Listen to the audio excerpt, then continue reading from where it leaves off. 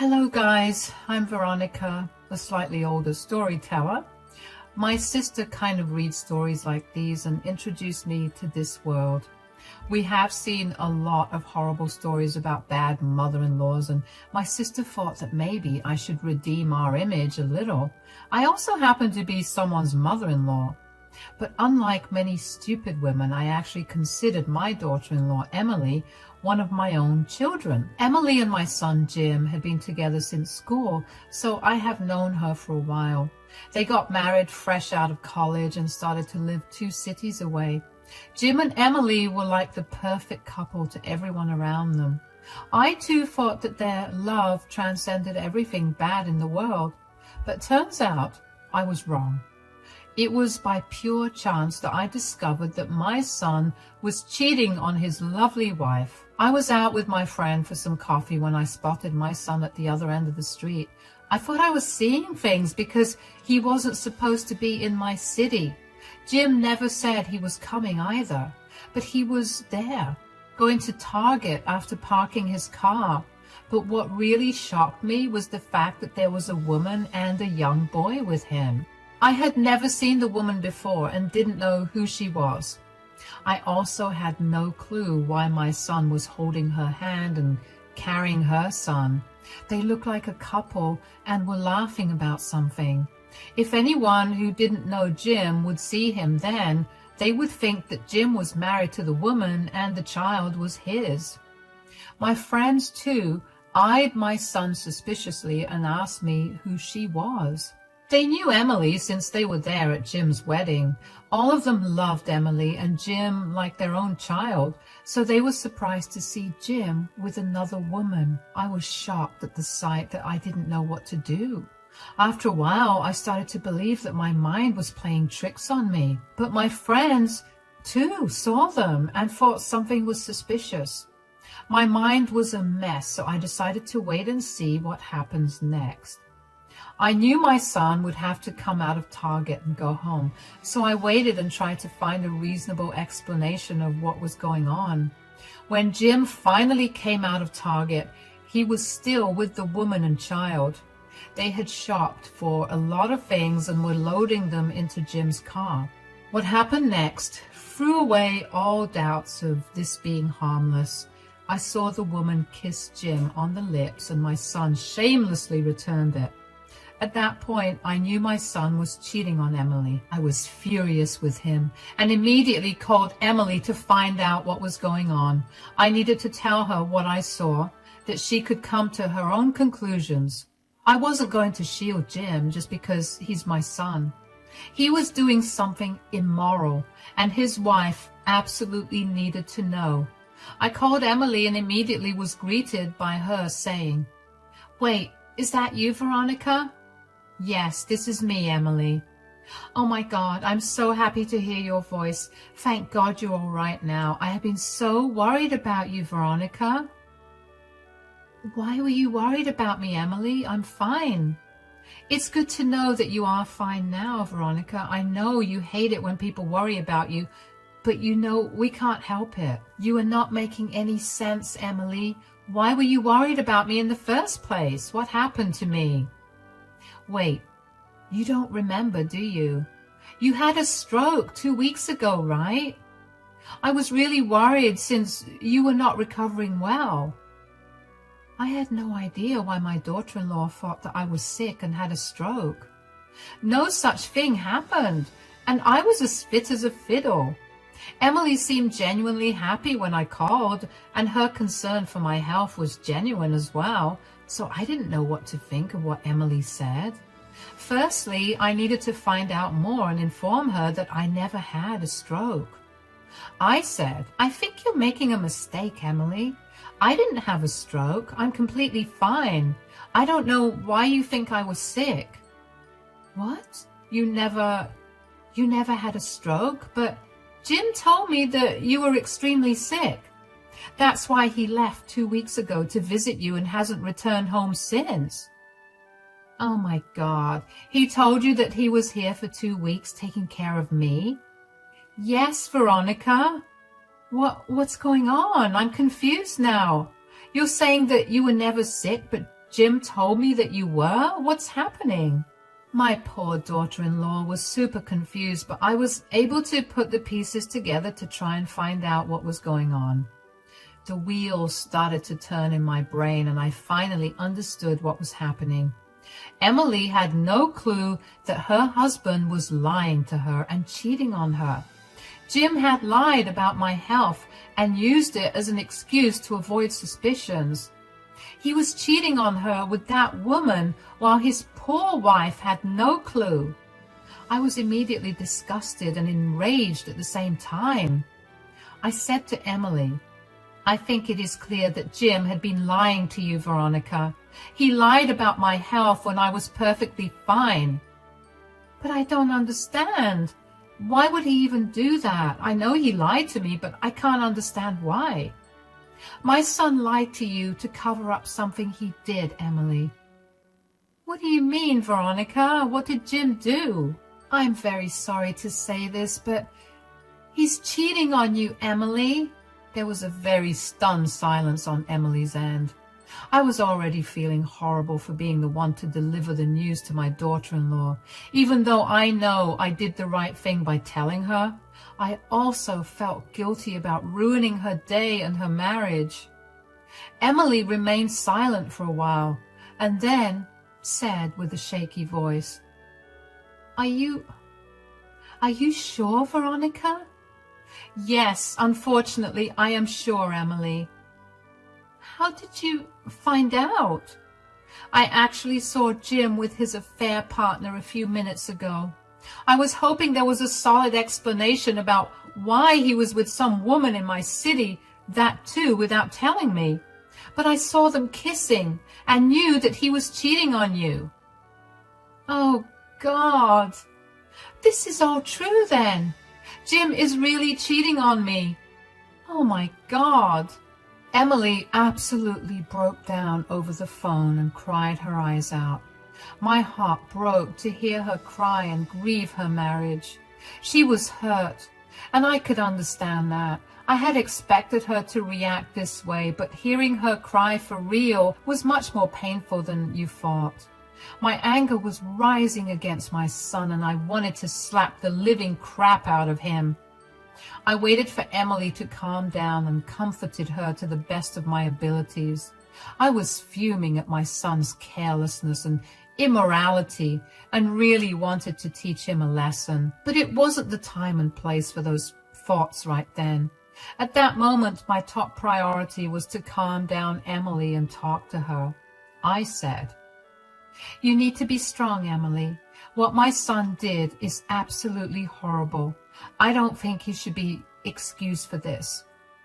"How could he do this to me, Veronica? I gave him my everything, and he just betrayed me. Where did I go wrong? I want to yell and scream at Jim. I really feel like hitting him." "That's not going to do you any good, Emily. You have to think about this rationally. Your marriage won't be the same anymore." "Marriage? What marriage are you talking about, Veronica? There will be no marriage after this. I will not stay with someone who blatantly lies to me and cheats on me." When Emily flared up in anger, I felt a little relieved. I didn't want her to pity herself. I wanted her to take action and teach Jim a lesson, just like I wanted.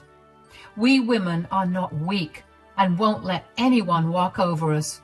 I wanted Emily to be strong and do something to make sure Jim pays. If she was really going to divorce him, I would wholeheartedly support her and even encourage her to do it. Disloyal men had no business getting innocent women into their trap. I said, "That's the reaction I wanted from you, dear. It's natural for you to be heartbroken, but you will be better off being angry at him than feeling sorry for yourself." "You are right, Veronica. It's just that I'm wondering if any of this is my fault." "You will never think of these things again, Emily. None of this is your fault. This is all Jim's fault. He should be the only one to blame. You have been nothing but a good wife to him." "I guess you're right, Veronica. Thank you for being so supportive. I can't believe he uses you as an excuse to cover up his affair. Do you know who the affair partner is?" No, Emily, I have no idea who the affair partner is, but I did see that she has a son with her. She's not one of Jim's old friends, that's for sure. Don't worry, dear. No matter who she is, I will find out. Then we will figure out a way to teach my son a lesson. I was determined to find out the whole story about what was going on. I didn't want to dish the affair partner straight away. I had no idea if she knew that Jim was married or not, so I wasn't going to jump to conclusions and accuse her of being a homewrecker. However, I needed to know who she was and what my son was doing. So I devised a plan and considered all possibilities and discussed it with Emily. I needed her to trust me if we wanted our plan to work. Since Emily loved me like her own mother, she agreed to let me do the investigation. The first thing I did after talking to Emily was to go home. Then I tried to calm myself down so that I could act normally around him. I called Jim and told him and said, "I know you're in my city, Jim. Don't try to lie to me." "Mom, I don't know what you're talking about." "I already warned you that I don't want to hear your lies. I saw you kissing some woman. You better come here and explain yourself before I call your wife and tell her what I saw." No, Mom, listen to me. I'm coming over right now. Please don't tell Emily anything. Please just hear me out. I'm coming to your place, Mom. Jim was frantic after knowing that he had been caught. I lied to him and made it seem like I hadn't told Emily anything. When I threatened him, he freaked out and told me that he would come over. That's exactly what I wanted. I hung up on him soon because I was close to blowing up on him. My son reached my place in record time, and I was surprised he didn't get speeding tickets because of how fast he drove. I allowed him to come inside because I didn't want my neighbors to know all the dirty business my son was up to. There is no point in making a scene when I was trying to deal with this differently.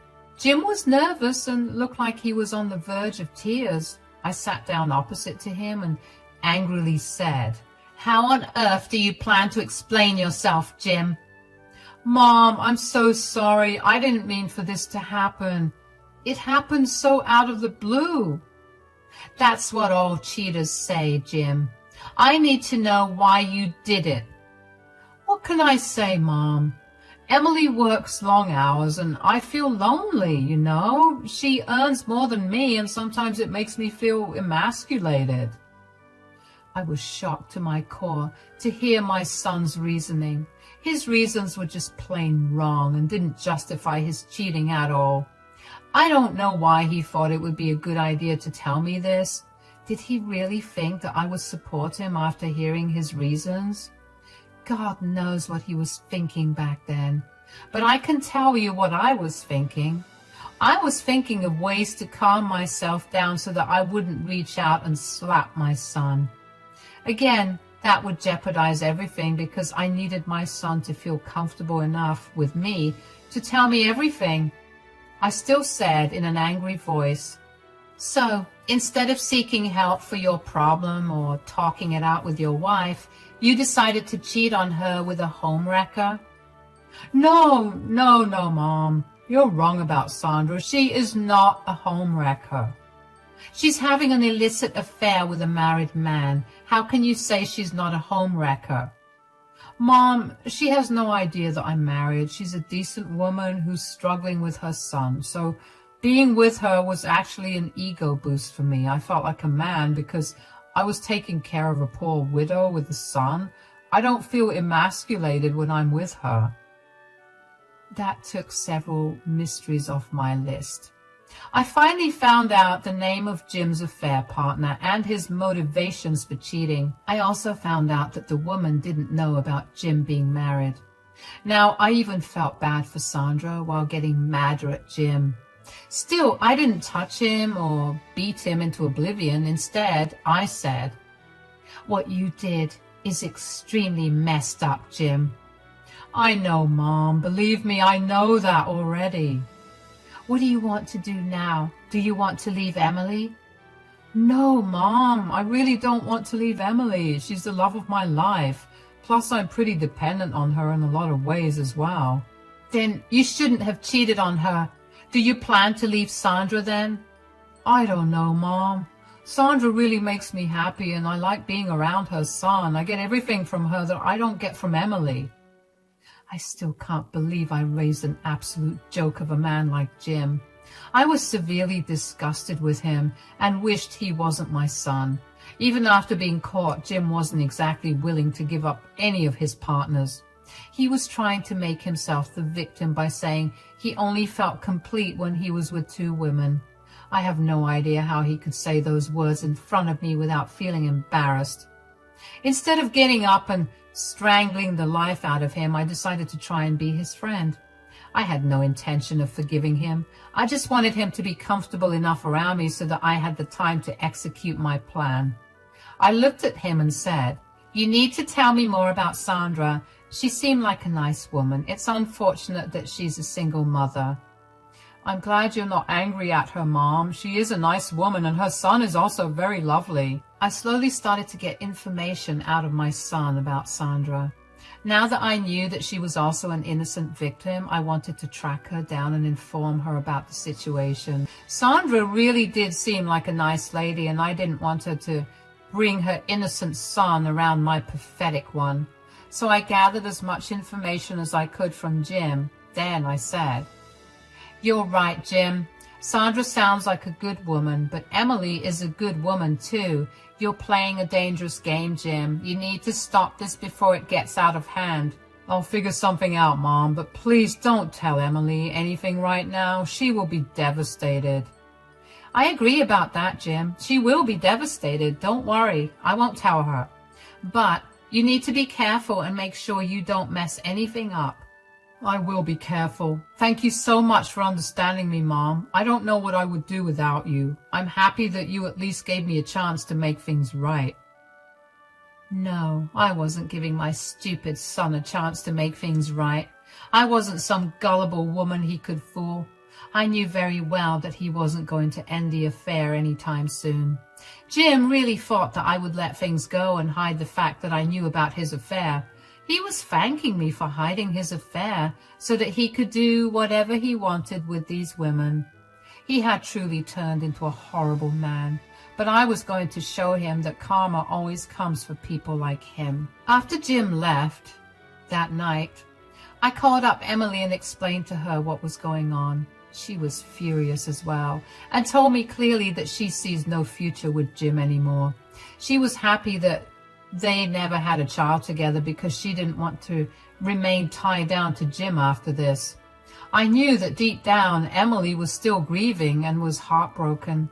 She had wasted years of her life loving a disloyal man who had no regard for her feelings. Emily was ready to end the relationship, but she wasn't going to inform him about it yet. Over the next few days, I did my best to find out more about Sandra. My friends turned into social media stalkers and made them use all their connections to find her. Ultimately, with sheer determination, I found her. I was able to catch her when she was leaving from work and my son was nowhere around. I introduced myself to her and she surprisingly recognized me. Then the two of us went to a cafe and sat down to talk. I said, "Sorry for this impromptu meeting, Sandra. I really needed to talk to you. But before that, I need to know something. I'm a little curious about how you recognize me." "Oh, I've seen your picture, Veronica. Jim has shown me pictures of everyone in his family. We've been dating for a year now, and I know it's not a long time, but we are pretty serious about each other. I really like him, and even my son gets along well with him." "I don't think that's a good idea, Sandra. I understand that you and your son get along with Jim pretty well, but I'm sorry to tell you that you're making the wrong decision." "What? What do you mean, Veronica? Do you have a problem with me? I know a lot of people don't want anyone else's child in their family, but Jim loves my son, and, oh God, it's not that, Sandra. Why do you think I'm telling you to back off because of your son?" It's just that, well, Jim told me that you have a problem with me having a son. He said that you don't want to have a grandchild who's not related to you, and that's why we never met each other. I couldn't believe the audacity of my son. He used me once again to cover up his affair. This time he painted me to be some sort of monster who didn't want a single mother as her daughter-in-law. It was just bizarre. And slowly I felt like I didn't even know my son anymore. He gave 2 different stories to his 2 partners and used me to cover up his affair. I was thoroughly disgusted with Jim, and my anger was at its peak. Sandra must have sensed the shift in my expression because she looked uncomfortable. I said to her, "You are thoroughly mistaken, Sandra. I don't know why my son used me as a scapegoat, but trust me, it isn't what you think." "Really, Veronica? You didn't refuse to meet me because of my son?" "No, Sandra, it's not like that at all. I didn't meet you because I never knew about you, dear." "What? How can that be possible? Did Jim never mention me?" "No, Sandra. Jim never mentioned you. I learned about you a few days ago when I saw you 2 at Target." "But why didn't Jim tell you about me? He told me a very different story." It was then that I decided to put the poor girl out of her misery. I felt like the world was angry at me or something. Within a month, I was telling 2 people that their partners were cheating on them. It was hard, especially since both Emily and Sandra were innocent parties. Still, it had to be done. I gathered myself and said, "Listen to me, Sandra. I will tell you what the matter is. You said that my son showed you pictures of his family, right?" "Yes, he showed me pictures of everyone." "Did he show you pictures of his wife as well?" "What? What are you talking about? What wife?" "I'm sorry to tell you this, but Jim is married, Sandra. He has a wife living in a different city. He had been cheating on her with you." You can only imagine what followed next. Sandra absolutely broke down crying right in front of me. The poor girl was seriously in love with Jim and was dreaming about marrying him fairly soon. Her son was also involved in the equation, and the poor girl was blaming herself for putting her son in such a horrible situation. I sat there with her and comforted her like she was my daughter. The girl had no one and depended on Jim for emotional support. Now she discovered that the man she loved was a fraud and a cheater. She was devastated. I told Sandra exactly what I told Emily. She needed to be strong and make sure Jim suffered for what he had done. I told her the little plan I had in mind, and she was instantly convinced to help us. She wanted to confront Jim, but agreed to do it our way. That day, she even talked to Emily on the phone at my insistence. The girls had a nice venting session, talking trash about Jim and forming our plan. Then it was time for the big show. I knew that the plan I made would take me away from my son, but I didn't care about it one bit. He had done something horrible and used me to cover up his dirty work. I wasn't going to just be a doormat and accept what he has done. As far as I was concerned, he wasn't my son anymore. I didn't raise him to be an evil guy like this, so I was prepared to lose my son because I didn't want to stay in contact with him anyway. A few days after I met Sandra, I called my son Jim over to my house for a little meeting. He happily came to see me, thinking that nothing was wrong. You can imagine his face when he walked in and saw Emily waiting for him. He looked super nervous and said, "Hey, Emily, what are you doing here?" "Oh, hi, Jim. I'm here to see your mother, who's been recovering from a stroke. She looks all fine and dandy to me." Yes, she recovered really fast. She's been home for a few days now." "That is very interesting because Veronica says that she never had a stroke to begin with." "Care to explain why you used me as an excuse to cover up your affair?" "Mom, what are you talking about? What affair do you mean?" Jim was trying to act all innocent, but was failing miserably. He was actually shaking and sweating a lot. He was nervous because he knew he was caught. But he still had no idea how serious the situation was for him. He was mumbling and stuttering to come up with an explanation and ended up with this stupid question. Just as he asked me that question, Sandra walked into the room. Jim's eyes went wide as he spotted Sandra casually strolling into the room. He was now very pale and kept looking between Sandra and Emily. He gulped hard and looked at me for help. but my smirk told him everything he needed to know. Sandra walked in and said, "Do I need to explain to you what affair your mother is talking about, Jim?" "I don't know. Maybe she's talking about the affair you had with me." "What? Sandra, what are you doing here? What's going on?" "I will tell you what's going on, Jim. You have been caught red-handed having an affair and lying to Sandra about how you're single." "No, I didn't." "What's the use of lying, Jim? Emily and I both know the truth thanks to your mother." Jim looked at me like he hadn't expected me to sell him out. He looked very disheveled and was still shaking from anxiety and shock. He had the most stunned expression on his face and said, "Mom, did you tell them everything? You promised that you wouldn't tell anyone. How could you betray your own son?" "Shut up, Jim. You have no right to tell me these things. You are the one who betrayed 3 women. You used all 3 of us to do whatever you wanted. Did you think that we would just let it go?" "You have some nerve talking about betrayal, Jim. You were the one who horribly betrayed us all. I spent years loving you. I trusted you with my heart and even introduced you to my son. Have you no shame, Jim? How could you do this?" Emily and Sandra kept lashing out at Jim, who now sat down on the floor to deal with their onslaught. The 2 girls got their anger out on him and absolutely destroyed him mentally, just like he destroyed their lives. At the end of the session, Jim was reduced to tears. He was begging them both for forgiveness and to show him some mercy. He cheated because he wanted to feel masculine, but now he looked like a pathetic guy who couldn't even hold his head up. Sandra left the house after telling Jim that they were over. She told him that she would block him everywhere and tell everyone she knew what a horrible man he was. After Sandra left, Jim started to beg Emily not to leave him. He was desperate to have at least one woman in his life. He even asked me for forgiveness and told me to help him win Emily's forgiveness. I ignored him and told Emily to do what she wanted. That's when my daughter-in-law pulled out the divorce papers that she had prepared before coming to visit me. Jim took one look at those papers and immediately knew what they were. He started to cry loudly and begged Emily not to leave him. Emily simply served him and told him that they were done. After that, I pretty much had to kick Jim out and tell him not to show up at my house again.